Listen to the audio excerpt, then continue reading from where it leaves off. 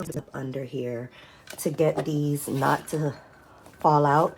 They have a way of falling out through the bottom because this bottom is open on both of these. So he put this wood here so they wouldn't fall out, and I changed the handles on it.